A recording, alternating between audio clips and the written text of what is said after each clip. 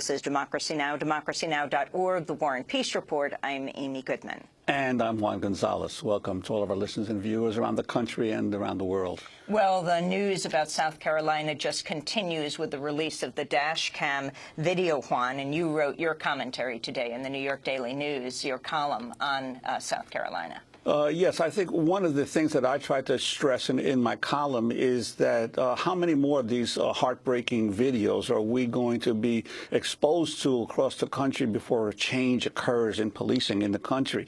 And I think the critical thing to understand is not only the videos of the actual encounters where African American males are killed by police, but also what happens in the moments afterward. And we now have seen several of these. The Tamir Rice video in Cleveland in November, where the 12-year-old boy is shot by a policeman who arrives within 2 seconds of his getting out of the car. But then for 4 minutes after, as the boy is lying on the ground, 3 police officers just stand around, walk around. No one provides him any kind of aid until an FBI agent who happens to be in the neighborhood comes along, and he begins to administer CPR to Tamir Rice. And when Tamir's sister came running over, who is just 14 years old, they tackle her and put her in the prison. And they handcuff her, push her to the ground, handcuff her, and prevent her from getting to her brother.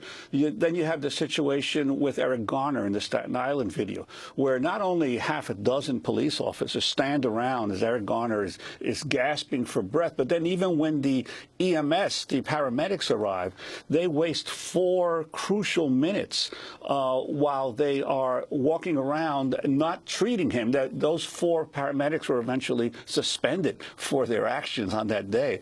And then, of course, now we have the South Carolina situation where, once again, after Officer Slager shoots Walter Scott and another African-American officer arrives on the scene, Havisham, they stand around. Havisham checks for the wounds.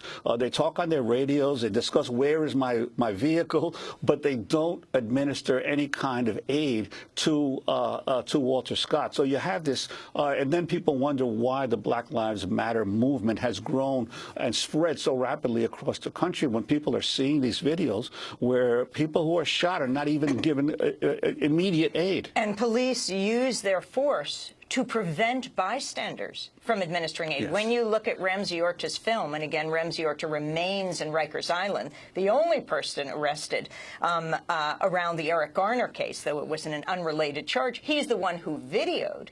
When you look at that video and listen, bystanders saying, help him, help him. The police use their authority to prevent anyone to help him, and then they themselves don't help. Right, and then people wonder why there's such anger spreading across the country. Well, of course, we will continue to follow this story, and we'll link to your column at democracynow.org.